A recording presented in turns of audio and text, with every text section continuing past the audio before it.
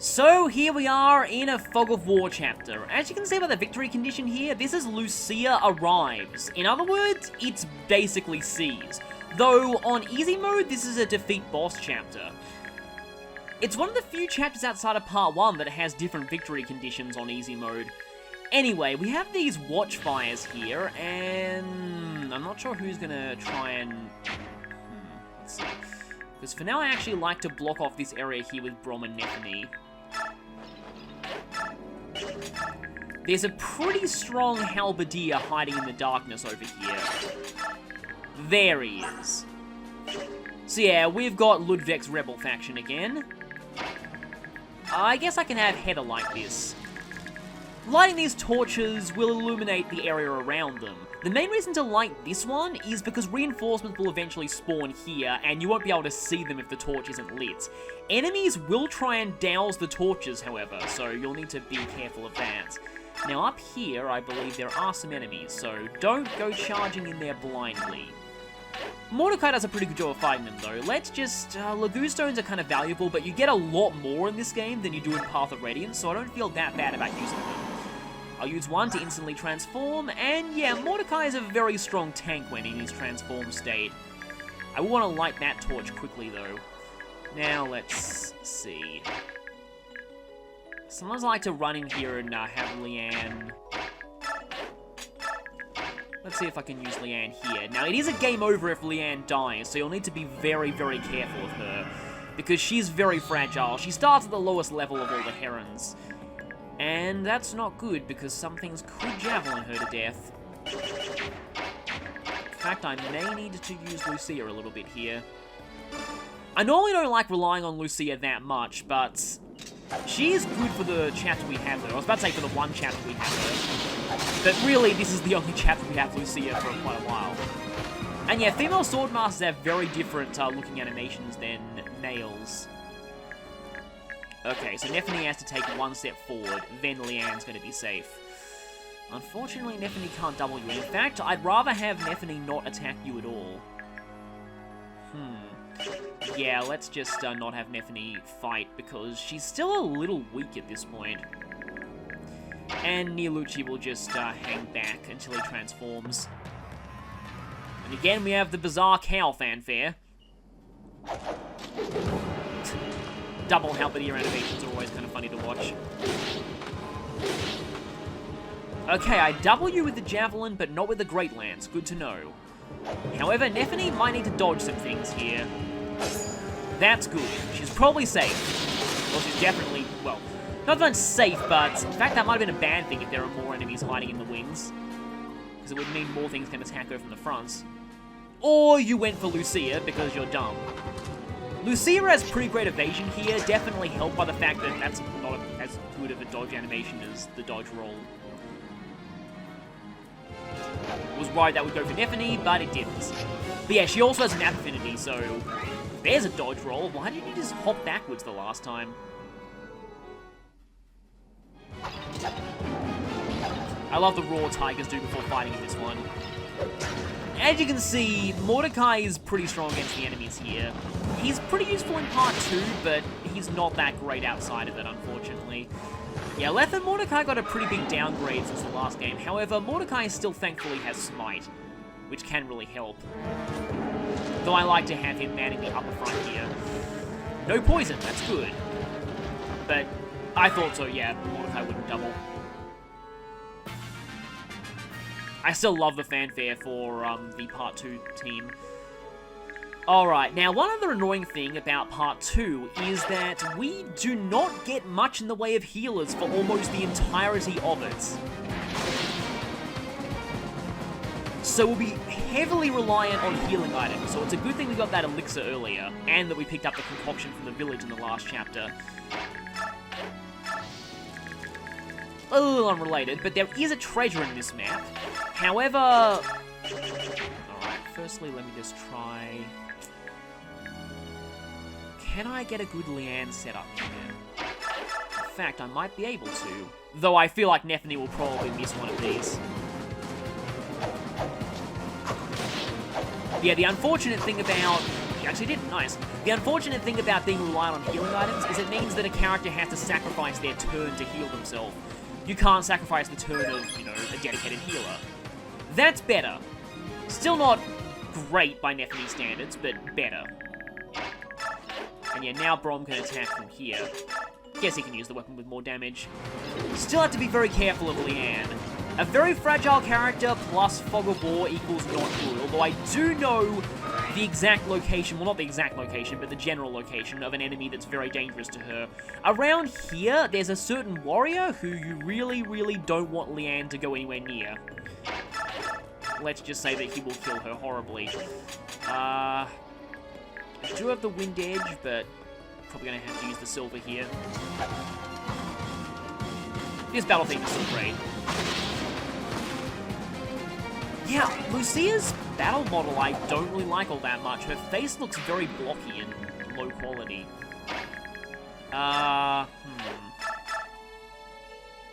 No, that's a lot of damage back, potentially, and that is a poison bow. Except... You know what, I might actually... No, there are more enemies around this area down here. I think first things first, I'll do... Not that, this.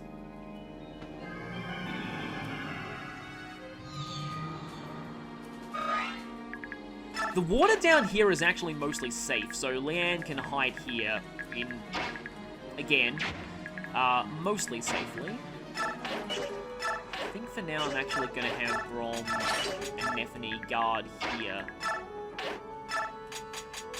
I know there's another Halberdier around here somewhere, and there are some more enemies around here.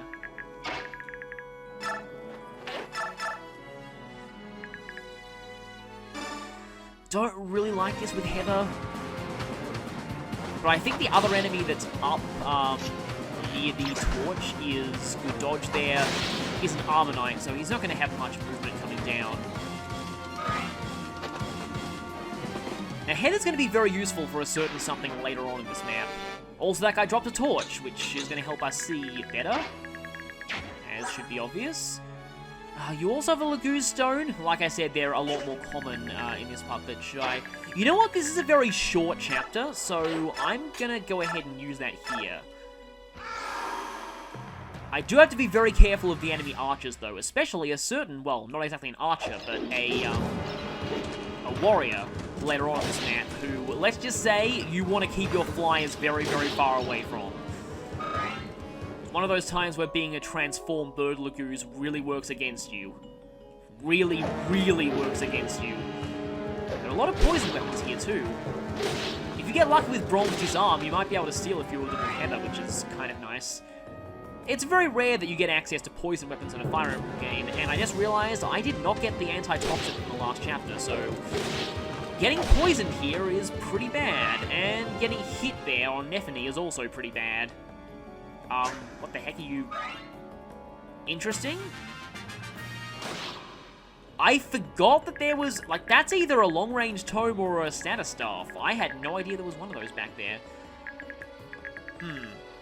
Oh, unless it's a longbow shooting from there. Because I'm kind of confused as to exactly what that was. Okay. Again, Nephi's gonna have to heal. Then...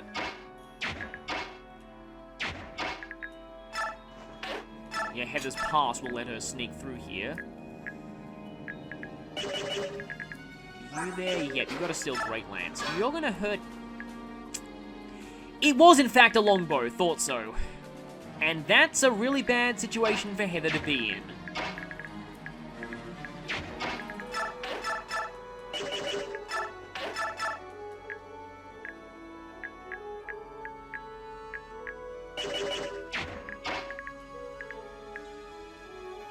I can fly near Lucci over here, but it does mean that he gets attacked by a longbow. And I really don't like Neolucci getting the experience from this enemy either. Burn animations are very slow in this game, thanks to them doing this weird spiral every time they attack something. Yep, barely any experience, but that at least clears the path a little. take you down.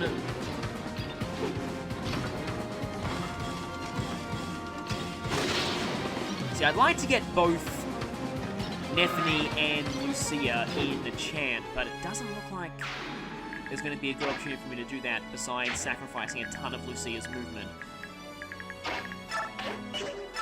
But I guess I can do that.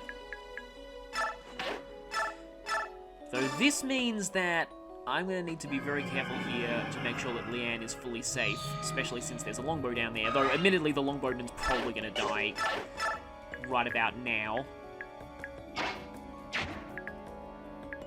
This area is entirely blocked if I put Nephany here, so provided that...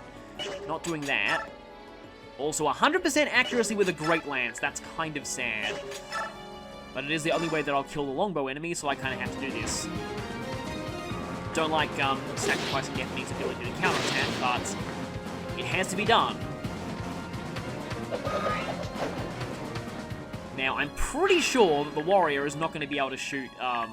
yeah, there's way too much of these cliffs in the way, or rocky terrain. They're definitely not cliffs, but the terrain indicator calls it that. And yeah, as you can see here, you get to choose whether or not to use parity when you attack, although I'm pretty sure parity is not going to make a difference here. Okay, it looks like parity is not making a difference here, so I'm pretty sure it doesn't ignore biorhythm. And I'm not entirely sure if it ignores and I use parity by accident. That won't lock you into using parity on the enemy phase either, so in this game, parity won't work at all on the enemy phase. Not that you really need it to work there. Alright, now, I can feel pretty confident in having Mordecai rush into the darkness because he's just a complete tank. Not really to magic, but he's still pretty much a complete tank. He's got a ton of HP. So this area is blocked off. And yeah, Leth is pretty high in her transform gauge, but it's going to drop just as quickly. That's the really bad thing about cats in this one. Okay then, I hope there's nothing in the darkness that's a big threat to... That is terrible damage, wow. Although, should I be surprised? It's thunder magic. And yeah, I'm glad the majority of mages here are thunder mages, because if they were fire mages, Mordecai might be in trouble. I don't like that 1% crit rate though. And here's about where I like to use Olivia Grass to keep Mordecai's transform gauge up. Let's just hope that I don't fully end up losing it before I get the chance. Olivia Grass is an interesting item to have because it means that, because it can be used while you're in transform form to keep your transform gauge up. So if you keep chugging it, you can stay in transformed state for pretty much forever, or as long as your Olivia Grass lasts. This shouldn't de-transform him. Mordecai is doing a lot better in this chapter than he usually does for me. That's because I don't usually give him the Luku's Stone, but... I'll probably show off how Olivia Grass works next turn. Or this could de-transform him. At least it takes a bit of pressure off of everyone else. Because normally that... Okay, yeah, Mordecai is the loss to his transform gauge at the start of the turn is going to de-transform him. Dang it. But Leth is now transformed, so I guess I can swap out one Laguz in this choke point for another. And Leth will do a better job against that mage, because she has decent resistance. Not as much of a good job against this guy, even though, yeah, he still does 5 damage. Finally get to see these new fast cat animations working for us, and also, yeah, I love the cat victory animations. Yeah, her resistance is even better than her defense, which is pretty nice, but her strength is not that good. Alright, still need to inch forward very carefully, though with Brom, I can feel safe in doing that, and let's burn this torch. Another Killer Lance. Probably not something that I want to be hitting Nephany. But I will be able to get a double chant if I do this. This chapter's not that bad if you approach it slowly. I like to have Mordecai choke point the upper half of it, while the rest of the army makes their way down here. Question is, do I want to boost the movement of Heather or Lucia? I think I'll boost Lucia forward a little bit. Yeah, Heather can actually start daggering that guy already. Though I do have to be very careful because there are some dangerous enemies around here, although Mordecai lured in a few of them already. That is the question. Because there is a warrior up there. Let me try this to kind of put like ego when you're changing his tactics. Okay, well, that's let me try that. But anyway, you get the idea. Okay, can't see anything else there. Oh. However, we can make use of the fact that birds can shove in this game. And in fact, that's one of the only times that you can canto after shoving. I'm going to leave that priest alone for now.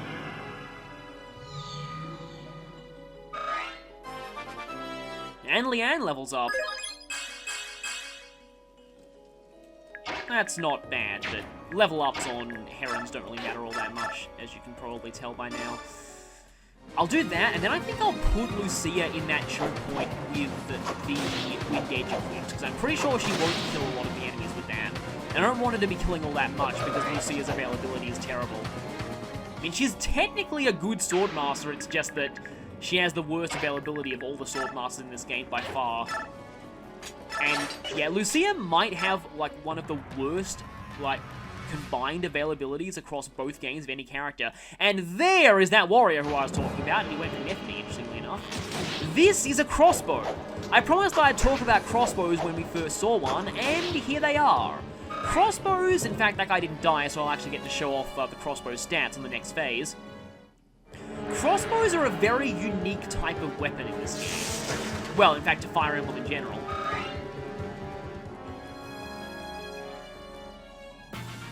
And I wish more games used them. Okay, that was the only action that you took that turn. So crossbows have a massive amount of might. However, they don't use your strength stat at all. So it's just the crossbow's raw might minus the enemy's defense. Because of this, the bowgun is very, very weak. Like, as you can see here, the bowgun's only doing 3 damage to Braum. But crossbows have a few advantages. One is that they have 1 to 2 range, and they're one of the few forms of 1 to 2 range that archers get. Warriors, they're not as useful for, because warriors already have axes, though this guy doesn't have an axe for some reason. Crossbows also have a lot of accuracy, but the real interesting thing about crossbows is, in fact, I can demo this with Neolucci right now if I move Lucia out of the way. Should I do it just to prove a point? Maybe. Like, admittedly, it's pretty silly, but I kind of want to show this. And I can always, chant for Leanne. I guess I can move Lucia there, and then Braum here. So, let me just show something. The effectiveness bonus is triple the weapon's might. Because of this, crossbows are absolutely devastating to flyers. And that's the main thing crossbows have going for them in this game. Well, not just flyers, anything with an effectiveness bonus, crossbows are absolutely devastating too. As you might end up seeing later, hint hint. I discovered something on my most recent playthrough of this game about crossbows I never knew before, that I found amazing in part 3. We'll definitely be seeing that. And yeah, don't expect to see crossbows with this very often. The bowgun is the weakest form of crossbow, so it's one of the only ones that is not a guaranteed one-shot on flyers. But it's still almost one-shot Neolucci, and he has 20 defense, mind you, which is very high for a flyer at this point. So, in case you couldn't tell, you really, really don't want your flyers getting attacked by crossbows. Oh yeah, you can also choose to extinguish torches. The enemies will do that when they get the chance. I also remember there's an item that you can steal from the boss in this chapter as well, and it's only obtainable by stealing, so... Yeah, speaking of which, the reason why I brought Heather down here is there's actually an enemy around here.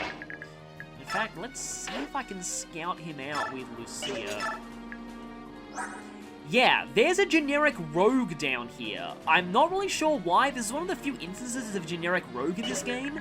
He has a coin for Heather to steal, but the real reason we want to fight him is because the space he's standing on has a treasure. That's the main reason I brought Heather down here, and I can't steal. Why can't I steal? Is my inventory? Yes, it's full because of the torch. Dang it, okay. But if I do this, now I can steal.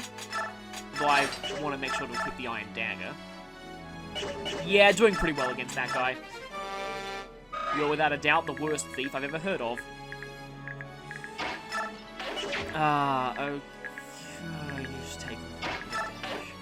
I need Brom to... You know what? I'm going to have Brom shove Neffany backwards, just in case there are only 2 ranged enemies in there that could potentially get to her. And Neolucci, for now, is just going to hang back around here. And Leth is just going to destroy this thing. So, I almost wish that Leth had better resistance in Path of Reading, because that would give her an interesting niche as like an anti-mage character. I've said many times before that I love the introduction of ninjas in Fates because Fire Emblem never really had a dedicated anti-mage class outside of Pegasus Knights. And yeah, as you can see, like, it's only been a couple of turns and Leth's transform gauge is already down to 13 from 30, so... Yeah, cats in this game, they have terrible strength and their transform gauge drops very quickly. I kind of figured you'd do that. I love that psych up there. And Mordecai, expect him to get doubled by pretty much everything while he's in his untransformed state. I wanted you to do that because Heather is just such a better rogue than you. Guess we get to see what generic rogues look like in this one. They actually look pretty bad. I much prefer generic thieves. And here are those reinforcements. Like I said, if you didn't light up that torch, you won't be able to see them. And usually their first action will be to douse that torch. And poison is a little annoying here. You have a sealable vulnerary, which is nice, and your experience is pretty good too, but, yeah, I sort of want to... In fact, let me just do this to finish you off so that Heather can start going for the treasure now. She doesn't always get it, but it's pretty likely. And that was overkill. I probably should have done that with someone else because rogues are worth a lot of experience, but at least Heather can go for the treasure now. So now that Heather has a full inventory, if she does get the treasure, which she did, it's a discipline skill scroll, I can now transfer it to the convoy so that the next team we get access to in Part 2 will be able to use it. This convoy trick is going to be pretty useful later on, with in Part 4 especially. When Brom is doubling you, you know we do have problems. Now, there are a few more enemies towards the end of this area, and I will need to bring Heather around closer to the boss, because the boss has a secret book for her to steal. I like that shield plant that generals do in their victory pose. And because this map is so small, these guys might be on us by the time we get to the boss. You know what? Actually, no, you haven't moved yet. Another character, just like Aaron, who... It's kind of hard to tell whether they've moved or not.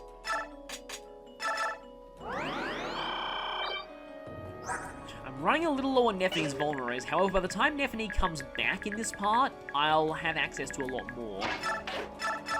Guess I can Gulda here. I'm gonna go ahead and use Neolucci as a bit of a scout. I kind of wasted his Lagoo Stone here because he hasn't really fought much, but... Anyway... Yeah, that's the very edge of the map, so... Can't quite see into there at this point, though.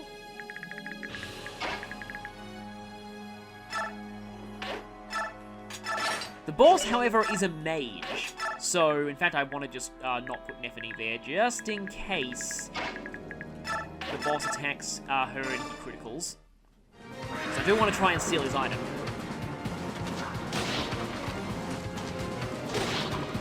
It's a bit of a jerk move how they throw in so many poison weapons at a point where you don't have a restore staff and the only way to get anti-toxin is to kill one of the volunteers, or get lucky and have Heather steal it while she's an NPC, or have Heather steal it when she's active, but that usually results in the volunteer suiciding. Mordecai. What shall I do with Mordecai? I think I'm gonna... I still want to scout out that area. I don't really want the boss attacking Mordecai. Yeah, suddenly I can see there. I guess Mordecai has a higher vision range. But these enemies at the very end tend not to move. So we have 2 generals there and the boss, and unfortunately it's hard to attack that first general without being in range of the boss. Sword generals. So yeah, the generals are also segregated by weapon type, though each of them use a different type of weapon as well. And here's the boss, Mirage. He has that secret book, like I said. Mirage is also the name of a, one of the characters in the fan translation of Tearing Saga. Now, if I want to get a double chant, I have to do that. Now, I need to be very, very careful with Leanne, because the reinforcements are coming.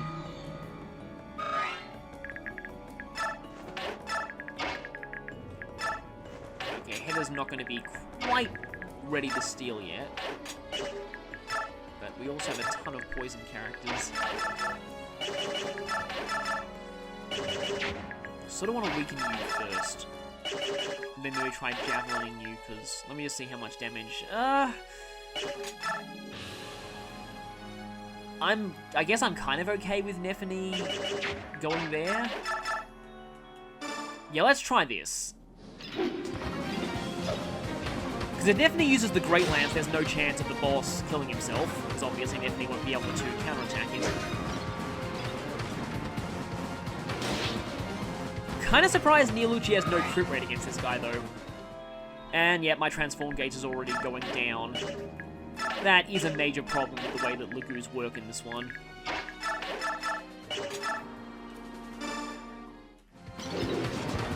Their transform gauges drop very quickly.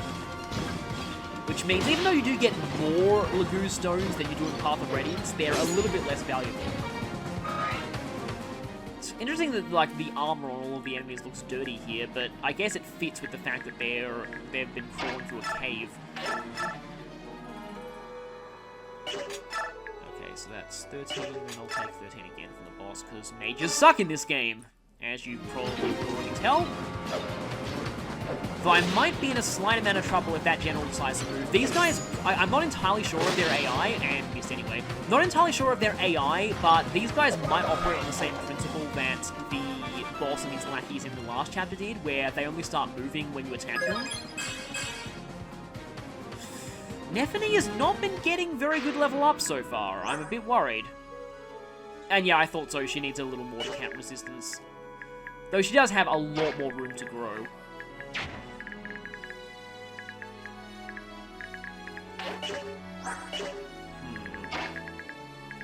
Nah, let's not do that. Like, I could just stick Mordecai here, but he's probably going to get doubled into oblivion by the boss and that guy. I think for now I'll stay back. And this is another example of why the arrive victory condition is so strange in this game. Because every time you... That quote probably makes more sense against Lagoos. You are cocky, I don't like that. I'm going to destroy you now.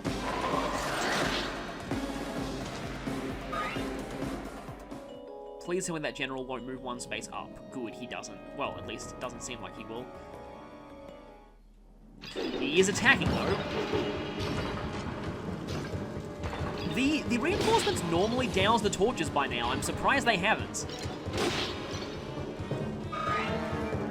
But yeah, like I was saying, the whole point of the arrive condition in Path of Radiance was that anyone could do it. But in this game, every single time there's an arrive chapter, it's restricted to a specific character. Like, again, like Lucia, who's your main leader, arriving, this might as well just be C's. But now, okay, yeah, I have to trade away an item if I want to steal that. But thankfully, Nephany is on hand. Give me that. Okay, now I can safely finish the boss off. Though I would like to finish you off first. There's an axe general, but even... Yeah, Lucia's not going to kill this guy. I'd kind of rather Brom get the kill. In fact, I think Brom will level up out of this. Being a main character, though, Lucia does have unique dialogue with the boss, I'm pretty sure. It's not really all that important, or they also bring up the fact that Ludwig is... kind of has creepy feelings towards her.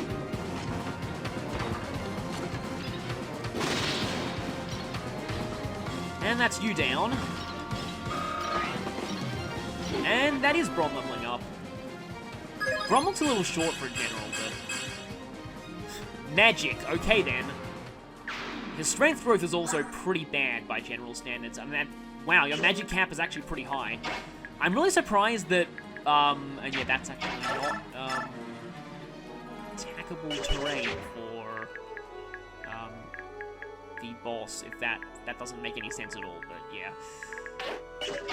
yeah. Actually, if I do that, though, I have to make sure to finish the boss this turn, otherwise, yeah, I'll have to move you away in order to... Because that is... Wait. That's all of your movement, so you won't be able to cancel out of the way if I do that. I'd probably rather do that, and then chant for Nephany and then have her heal. Or Nephany could crit here. That'd be good. No crit.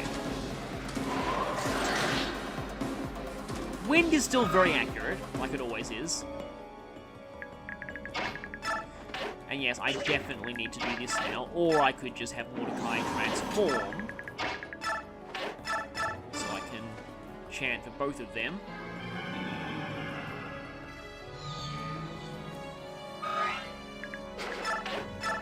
Though he's probably going to go for Heather, and that means that Heather will be getting the boss kill, which will be very strange. I normally don't like getting her that much experience, although gaining a few points of strength on Heather now can help later on. Because there's a certain, relatively heavy weapon that she can steal early in Part 3. No, you went for Nephany again. Which is what I wanted you to do.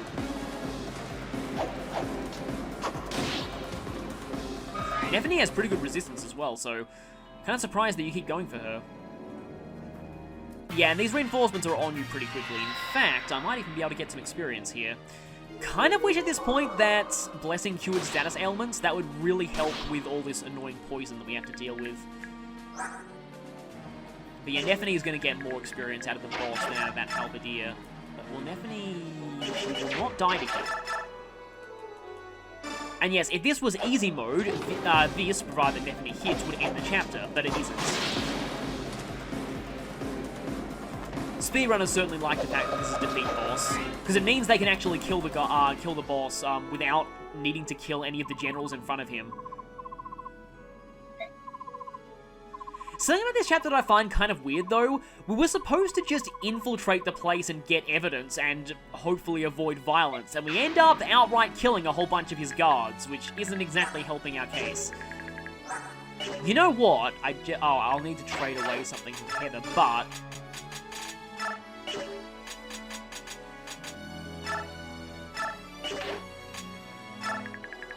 I could steal that vulnerary before I go.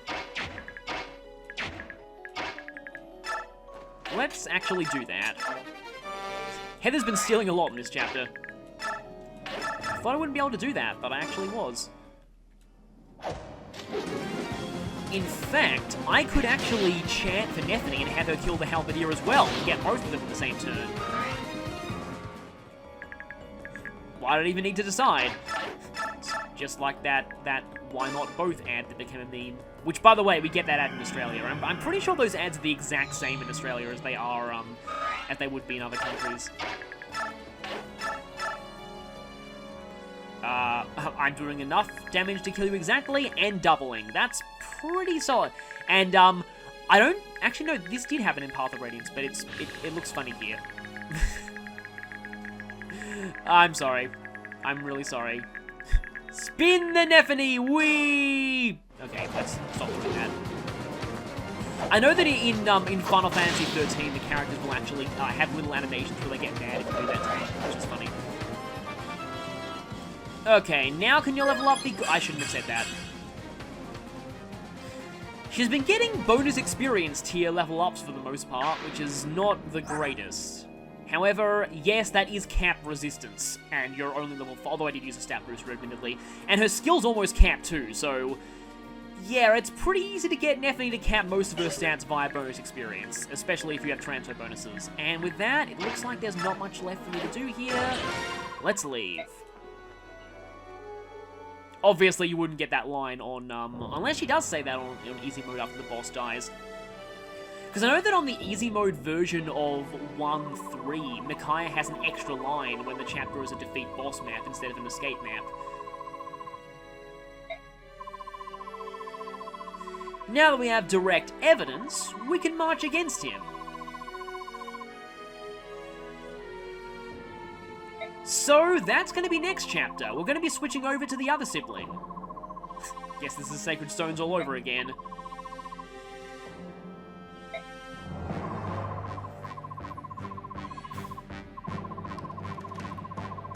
This music tells me that maybe the time for diplomacy is already over.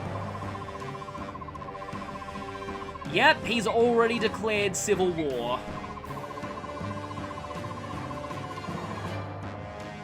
Yeah, especially since the soldiers he's sending after us were fully intending to kill us. So, unfortunately, we have no choice but to fight now. There is a very interesting gimmick to the next chapter, though.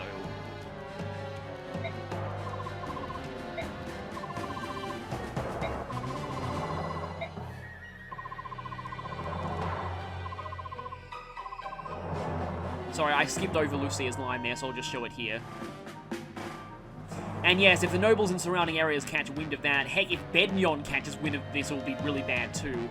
Because the only real reason that Crimea still exists is because of them, and given how corrupt Bednion is now, if they're like, oh, look at them, without us to help, then they're descending into civil war, I don't see that ending well.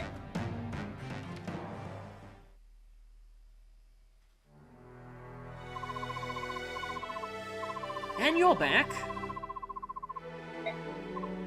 Marsha was with Ike in the last game pretty extensively, so it makes sense that she'd be sent out to try and find him.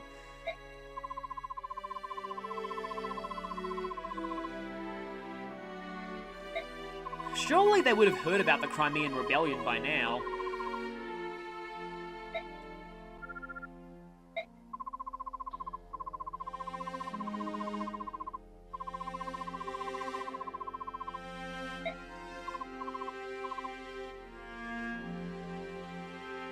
Huh.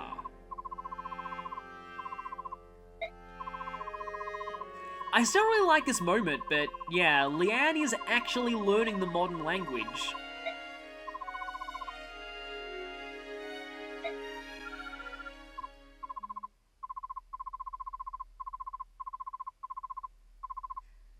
And I like how realistically they treat, like, the whole second language thing here. It's pretty nice with Leanne.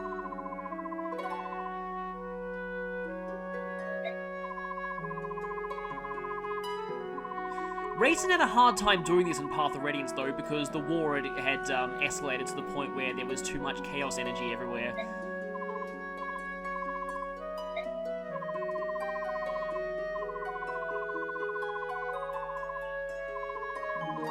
I still get sad whenever I see Alicia like this.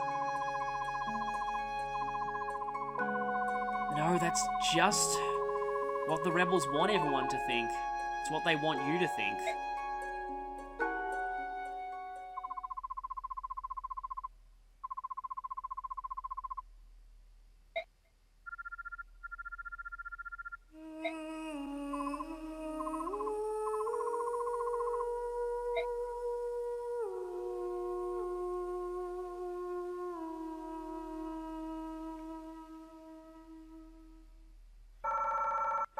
And on that really depressing note, we end that chapter.